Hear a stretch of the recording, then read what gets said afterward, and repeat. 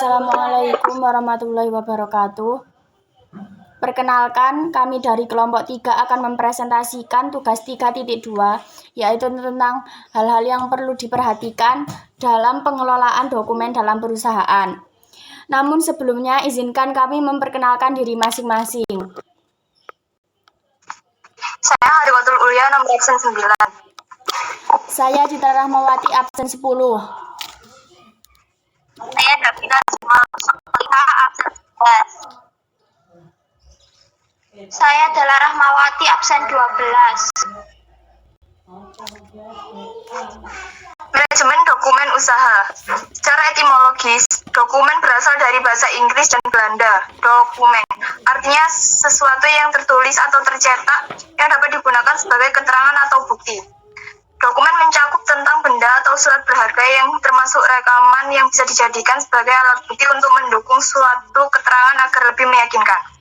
Dalam bidang usaha, dokumen memiliki jumlah yang banyak sehingga memerlukan pengolahan dan pengaturan yang tepat dalam penyimpanannya agar mudah ditemukan kembali jika dibutuhkan di kemudian hari. Penggolongan dokumen usaha. Dalam menjalankan kegiatan usahanya, sebuah perusahaan memiliki beberapa jenis dokumen, yaitu sebagai berikut.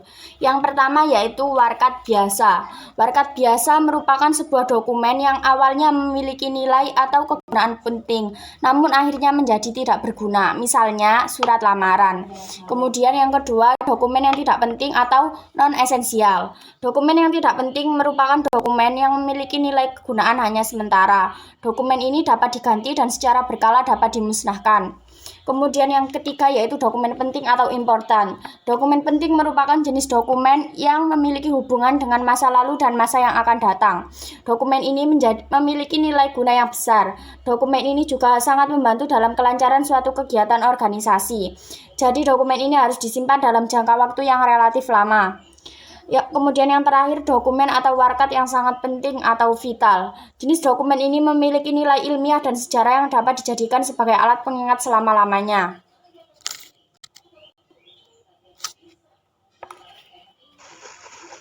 Jenis sistem atau penataan dokumen usaha. A.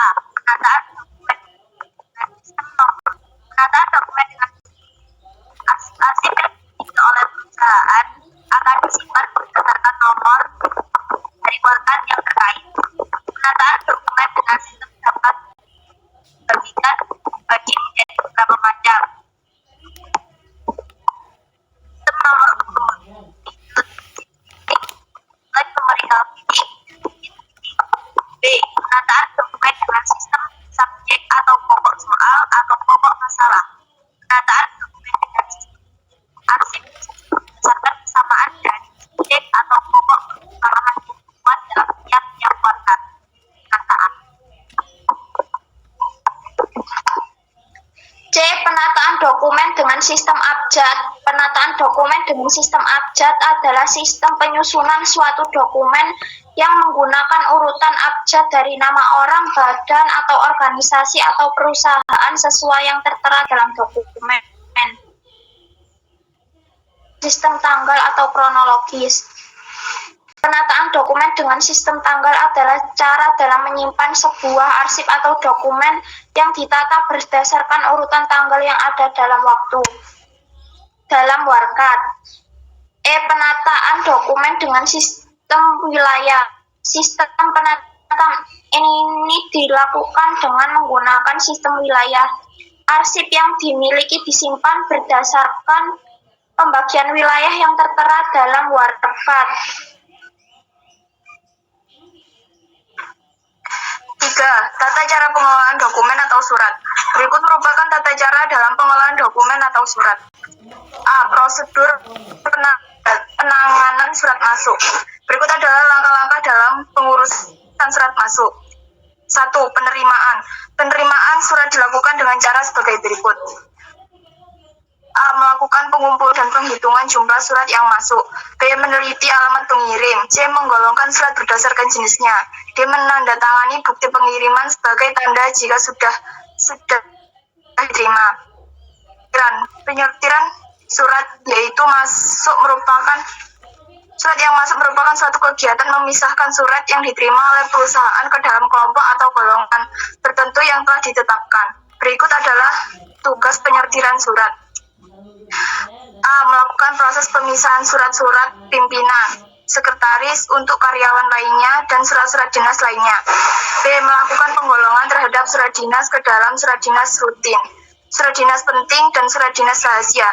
C. Melakukan pemisahan terhadap surat-surat yang memerlukan penanganan khusus, seperti surat tercatat atau terdaftar, kilat, rahasia pribadi, wasel pos, dan sebagainya. Kemudian yang ketiga yaitu pembukuan surat. Setelah surat tersebut disortir, kemudian surat dibuka satu persatu sambil dilakukan penelitian terhadap kelengkapan-kelengkapan surat yang ada. Dalam tahapan ini tidak seluruh surat boleh dibuka, terdapat beberapa jenis surat yang tidak boleh dibuka oleh petugas. Hanya orang yang dituju sajalah yang boleh membuka surat-surat tersebut. Surat tersebut yaitu surat rahasia dan pribadi atau privat. Guna membedakan antara surat yang dapat dilihat oleh orang lain atau tidak dapat dilihat dari amplop dan alamatnya, jenis surat rahasia pada bagian amplop akan terdapat tulisan RHS atau rahasia. Adapun untuk jenis surat pribadi dapat dilihat dari cara penulisan alamat. Dalam surat pribadi biasanya tanpa ditulis menggunakan jabatan, tetapi hanya ditulis nama saja. Setelah surat dibuka dan isinya dikeluarkan, jangan lupa untuk menyertakan amplop surat tersebut. Jadi surat tersebut tetap menyatu dengan amplopnya. Tujuan dari menyertakan amplop dengan surat dibuka yaitu adalah sebagai berikut. A. Mengetahui alamat pengirim surat. B. Menghindari hilangnya sesuatu. C. Untuk mengetahui tanggal dari pembuatan surat. D. Untuk mengetahui mengenai tanggal pengiriman dari surat. Yang keempat yaitu pencatatan. Berikut adalah tugas dari pencatatan surat. A. Membuka amplop, membaca, dan melakukan penelitian surat dengan tujuan agar pimpinan dapat dengan cepat menangkap maksud dari surat dengan cara menggarisbawahi kata-kata atau kalimat penting dalam surat. B. Melakukan pemeriksaan terhadap lampiran-lampiran surat. C. Memberikan cap yang merupakan stempel agenda pada ruang kosong di bagian atas ataupun bawah halaman pertama dalam surat. D. Melakukan pengagendaan surat masuk, yaitu melakukan pencatatan surat tersebut dalam buku penerimaan untuk surat masuk. Buku ini disebut dengan buku agenda masuk. Petugas agenda disebut dengan agendaris. Jadi setiap surat yang masuk dicatat kemudian diberi nomor agenda surat masuk. 5. Pengarahan dan penerusan.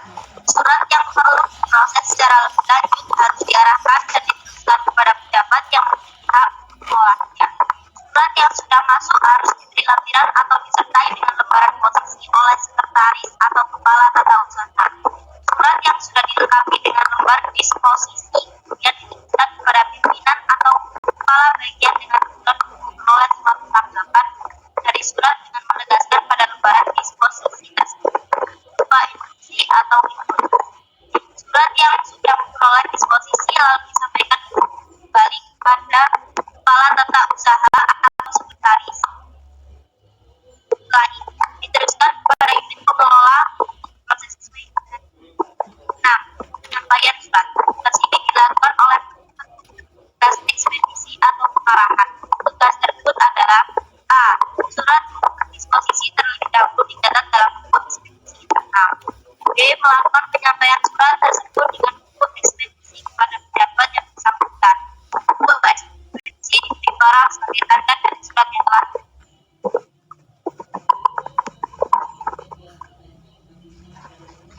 7.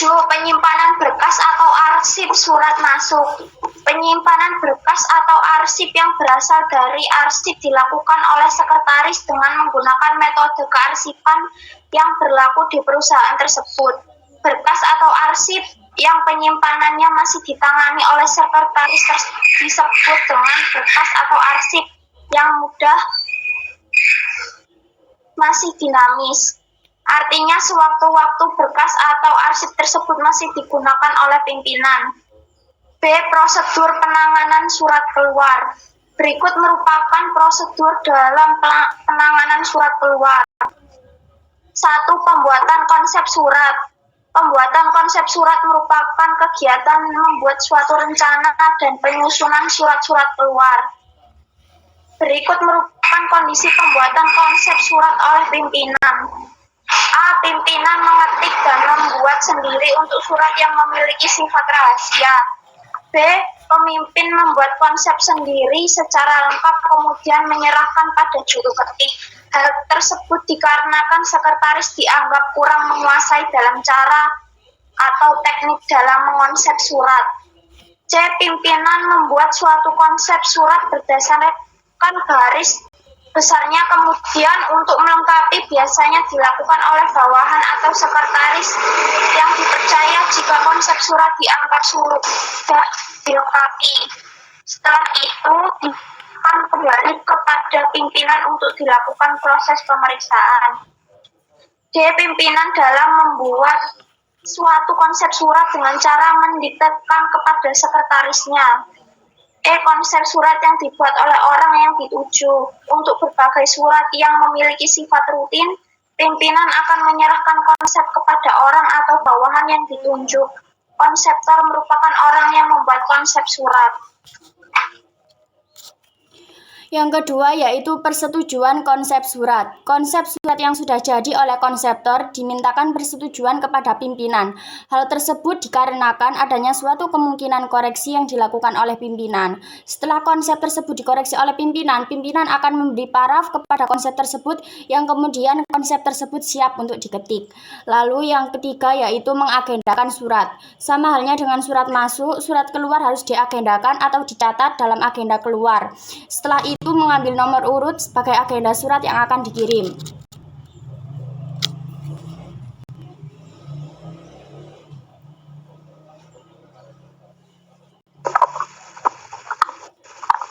Yang ketiga adalah mengertikan konsep surat. Setelah konsep surat dapat terwujud dari pimpinan dan telah diberi nomor, konsep surat tersebut akan diserahkan pada juru ketik.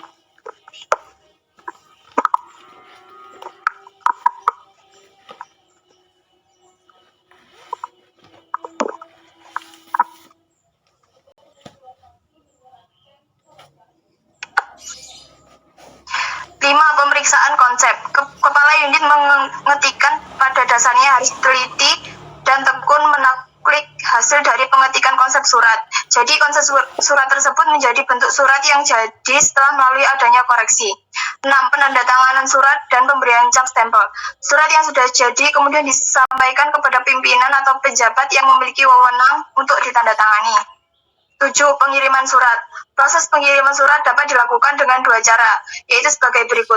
A. Dikirim langsung. Dikirim langsung memiliki arti yaitu surat tersebut dikirim langsung atau sendiri oleh kurir perusahaan dengan menggunakan buku ekspedisi eksternal. B. Dikirim melalui pos. Pengiriman melewati pos yaitu surat dikirim melalui kantor pos dan giro yang dapat dilakukan dengan dua cara, yaitu sebagai berikut. 1. Surat langsung dimasukkan ke kotak surat, uang diletakkan di tempat tertentu, jadi tidak menggunakan tanda terima. 2. Surat diantar ke kantor pos, kemudian diserahkan kepada pegawai pos dengan menggunakan tanda terima atau buku ekspedisi intern. Sekian presentasi dari kelompok kami. Saya selaku wakil dari kelompok 3 meminta maaf apabila ada kesalahan kata. Wassalamualaikum warahmatullahi wabarakatuh.